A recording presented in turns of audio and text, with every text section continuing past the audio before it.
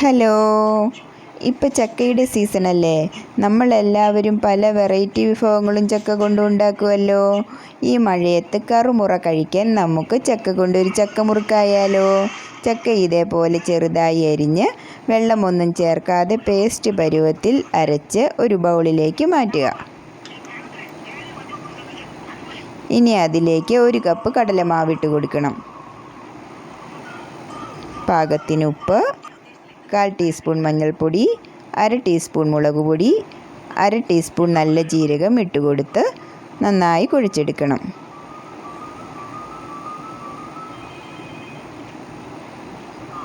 മാവ് പോരാ എന്ന് തോന്നുകയാണെങ്കിൽ കുറച്ചുകൂടി മാവ് ഇട്ട് കൊടുത്ത് ചപ്പാത്തി പരുവത്തിൽ നന്നായി കുഴച്ചെടുക്കണം. കയ്യിൽ എണ്ണ തേച്ചിട്ട് വേണം കുഴച്ചെടുക്കാൻ.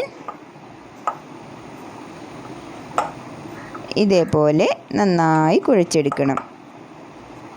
ഇനി ഒരു സേവനാഴി എടുത്ത് അതിലേക്ക് സ്റ്റാർ ചിഹ്നമുള്ള അച്ചിട്ട് കൊടുത്ത് മാവ് അതിലേക്ക് ഇട്ട് കൊടുക്കണം.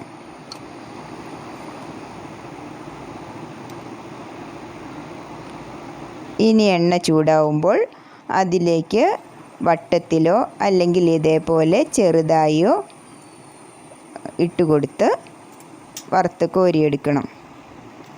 കൈ ഉപയോഗിച്ചോ അല്ലെങ്കിൽ കത്രിക ഉപയോഗിച്ചോ ചെറുതായി കട്ട് ചെയ്ത് ഇട്ട് കൊടുക്കണം. ഇട്ട് കൊടുത്തതിന് ശേഷം ഫ്ലെയിം നന്നായി കുറച്ചിട്ട് വറുത്തെടുക്കണം. ഇതേപോലെ ബ്രൗൺ കളറാകുമ്പോൾ വറുത്ത് കോരിയെടുക്കണം. നമ്മുടെ കറുമുറ മുറുക്ക് റെഡിയായിട്ടുണ്ട്.